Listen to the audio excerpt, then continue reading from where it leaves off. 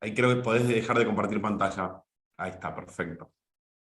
Voy con unas preguntas que me llegaron ahora acá por el chat. La primera, Pablo Velázquez. Pablo, ¿crees necesaria la intervención administrativa del Estado para proteger a los minoritarios? Yo no veo no veo sana la intervención administrativa del Estado en esferas societarias privadas, en primer lugar porque nos situamos, o las sociedades actúan en la esfera del derecho privado, y en segundo lugar porque no sabemos, ante una denuncia de un socio, las facultades que tendría la administración no están del todo delimitadas, tampoco no sabemos la calificación de cada interventor eventualmente. Por tanto, yo creo que, en mi opinión, es más recomendable allanar el camino, facilitar el camino para que los socios puedan acudir o puedan accionar ante un órgano jurisdiccional competente, especializado y preparado en la materia antes que una intervención administrativa, ya sea luego de una denuncia o de oficio. Gracias, Pablo. No, de nada. Sergio, no sé si estás. No, no te estoy Aquí viendo. estoy, Alejandro. Ah, Sí, aquí perfecto. estoy. Me disculpo que tengo problemas con la cámara, pero No, no, encantado de absolver preguntas. no te preocupes. Te hago una pregunta. ¿No te preocupa los niveles de litigiosidad promovida por minoritarios que quizás se vieron en otras jurisdicciones? Es decir, lo que se ha llamado también el abuso de las minorías, como puede ocurrir. Y otra pregunta que me llega. He visto en algunos casos el accionista minoritario que pretende hacer valer sus derechos en litigio debe mandar no solamente al accionista controlante, sino también a la compañía misma. ¿Qué problemas puede generar? Acá yo te cuento una vez una experiencia con una acción derivada. Un abogado de la mayoría me dijo, está bien, me estás demandando, pero la ganancia de esa acción me viene a mí como mayoritario porque le va al patrimonio de la sociedad. ¿Qué opinas de esto? Muy interesantes las preguntas, Alejandro, y tendría varias cosas que decir allí. Sobre la primera, para serte franco, a mí me parece que esas preocupaciones que existen en otros países, por ejemplo en Estados Unidos, está muy latente la preocupación de que los minoritarios, me perdonan la expresión, pero se pasen de madre o comiencen a litigar excesivamente y empiecen a abusar de las demandas para ejercer presión sobre los insiders de los que hablaban varios conferencistas. Yo creo que esa preocupación en nuestra región no debería existir por una razón principal, y es que al revés, creería yo que si hacemos una medición empírica de cómo transcurren las cosas en América Latina, estamos en el otro extremo absoluto, una ausencia muy marcada de litigiosidad societaria que en última se traduce en poco enforcement de las instituciones de derecho sustancial societario. Entonces, ¿de qué nos sirve tener reglas en nuestros códigos de sociedades sobre abuso del derecho de voto, sobre deberes fiduciarios de las administradoras y las controlantes, sobre aplicabilidad de acuerdos de socios y de decisiones de órganos, si no hay decisiones judiciales y litigio que le dé aplicación a esas instituciones? Yo no creo que en América Latina, y por lo menos en Colombia estoy convencido de que no estamos aún allí, no estamos aún allí en un punto en donde nos deba preocupar un exceso de litigiosidad. Estamos lejos de llegar a ese punto. Yo creo que al revés deberíamos empezar a pensar como cuestión de política pública en mecanismos para incentivar la presentación de demandas, incentivar que los minoritarios puedan acudir ante las cortes, ante los jueces, para hacer valer sus derechos, porque solo de esa manera vamos a tener decisiones, derecho vivo, derecho en la práctica, en donde veamos cómo se materializan en la realidad esas instituciones de derecho sustancial. Y sobre la segunda pregunta, que de hecho creo que toca bastante con la conversación que nos acaba de plantear Raúl, muchas veces nos toca demandar a la compañía. Si vamos a iniciar una acción de impugnación, el demandado por excelencia es la sociedad, porque entendemos que la asamblea o la junta de socios es un órgano de la compañía, luego la compañía debería comparecer como demandada.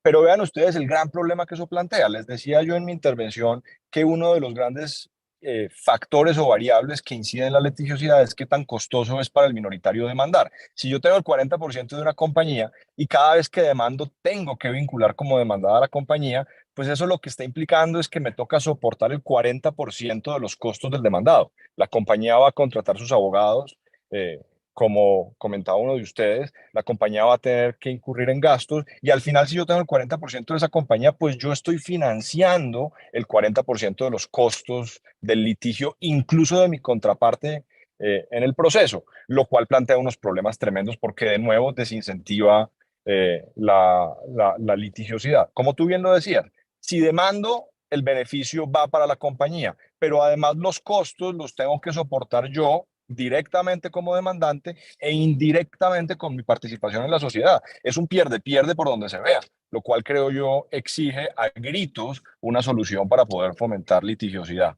Así que te agradezco por las preguntas, Alejandro, y me perdonas que me exalte, pero estos son temas que de verdad son importantes desde un punto de vista de política pública, porque de lo contrario nuestro derecho de sociedades va a seguir dormido en los libros sin ninguna vocación de materializar en la realidad. Muchas gracias, Sergio, muy interesante. Lisandro me está diciendo por privado que tiene una visión un poco diferente en eso. Mi intención no es hacerlo pelear, pero no sé si Lisandro quiere la Sergio. palabra. Después te doy la réplica, Sergio, No, obviamente. yo, Y lo otro, Lisandro, aprovecho también la otra pregunta que tengo para vos que me hacen es, dado que en Argentina existen estas acciones derivadas, ¿cuál es tu experiencia en la práctica con todo esto? a ver, yo creo que el derecho procesal societario, si así lo podemos llamar, ha fracasado. Me parece que fracasó tanto para la minoría como para la mayoría.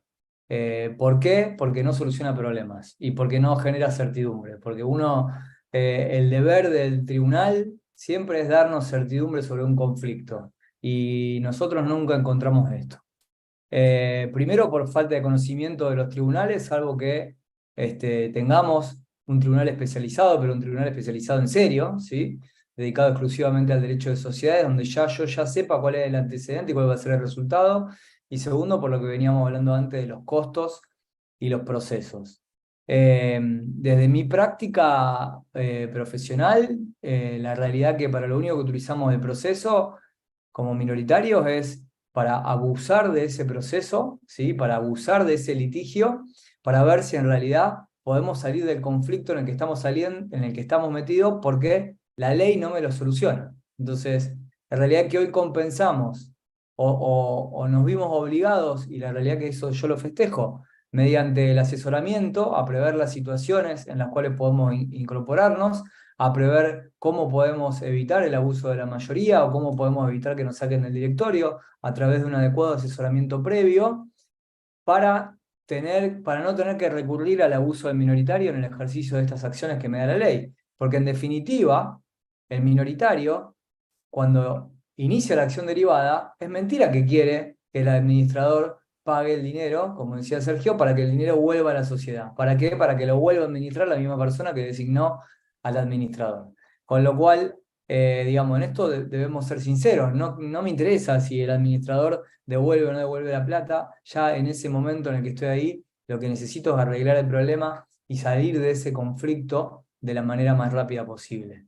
Con lo cual, de alguna manera, el ejercicio de las acciones derivadas termina siendo una herramienta más para entorpecer la gestión y para poder salir del conflicto, para poder negociar el conflicto lo antes posible. Pero bueno, son visiones y son prácticas societarias. Claro, creo que Sergio, la postura de Sergio también es que protegiendo al minoritario vas a tener más inversores minoritarios en diferentes sociedades y vos, bueno, con la intervención del Estado del minoritario considerás que pasaría lo contrario en cierto sentido. No sé, Sergio, si querés la Sí, en palabra. Argentina deberíamos iniciar por proteger el derecho de propiedad de todos los accionistas para después, después ver de cómo, digamos, protegemos al minoritario. Pero no, me parece que la intervención del Estado, creo que Raúl o Pablo dijo el Estado lo más lejos posible, ¿no? Desde mi punto de vista. Sergio, derecho de réplica. Muchas gracias, Alejandro. Sí, y muy interesante la posición de Lisandro. Yo sí debo decir que no podría estar más en desacuerdo con esa postura. por varias razones. Yo creo que es una equivocación suponer, y creo que esto también lo mencionaba, digamos, está detrás de la intervención de Pablo, y lo digo con respeto, suponer que el Estado no debe tocar la esfera privada de una compañía porque es la esfera privada, cuando en realidad está demostrado que esa esfera privada tiene golpe en lo público. Como les decía, hay estudios que demuestran que un Estado deficiente a la hora de proteger la inversión, un Estado que le da rienda suelta al controlante para extraer valor, es un Estado en donde al final esa jurisdicción no va a ser receptora de inversión como quisiéramos que lo sea. Y es un Estado en donde la economía no tendrá visos de prosperar como de otra manera podría hacerlo si estamos en un ecosistema que verdaderamente proteja a los minoritarios, protección que no debe limitarse simplemente a la ley escrita, sino también al derecho en la práctica, que esas protecciones del papel se traduzcan en la realidad.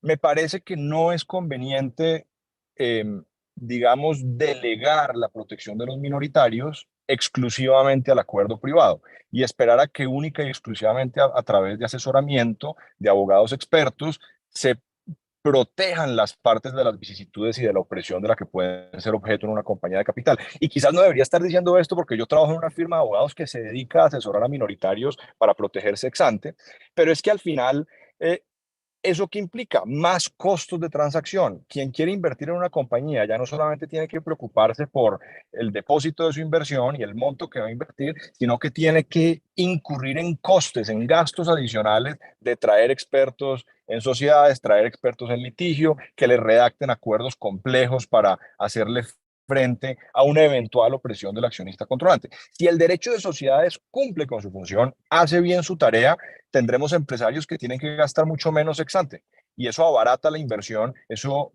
promueve el depósito de recursos en compañías locales. De ahí que deba yo decirlo, y por supuesto lo hablo sin conocer las complejidades propias de cada jurisdicción, de Argentina, de Paraguay en materia de litigiosidad societaria, pero yo sí soy partidario de promover intervención judicial y intervención del Estado en la medida en que eso garantiza la verdadera aplicabilidad de instituciones societarias sustanciales. Gracias por el derecho a réplica. Muy interesante, Sergio. Es muy importante esto último que mencionás de ver cuáles son las vicisitudes y las realidades de cada jurisdicción. O sea, ustedes en Colombia, y vos has trabajado, como leímos en tu currículum, en la Superintendencia de Sociedades, que tiene una corte, un tribunal especializado en temas societarios. Es decir, quiero ver si la visión de Lisandro sería la misma estando o asesorando, no sé, en Delaware, donde puede haber una corte especializada, o en Rosario, en Argentina.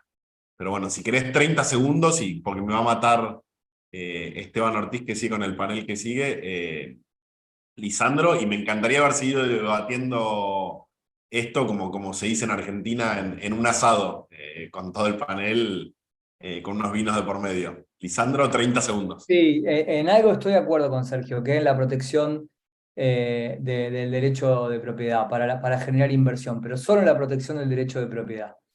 Cuando uno protege el derecho de propiedad, genera inversión. Con lo cual, la intervención del Estado nunca va de la mano con la protección del derecho de propiedad.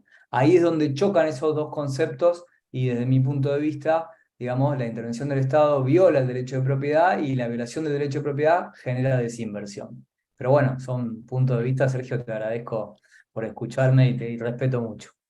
Excelente. Yo te agradezco a ti y espero ese asado con vinos, que creo que hará mucho más amena esta discusión. Un saludo. Lo vamos a hacer, no tengas duda. Bueno, muchas gracias a todo el panel. Me parece, lo disfruté muchísimo, ha sido excelente. Espero que ustedes también lo hayan disfrutado. Le damos la palabra a Esteban Ortiz.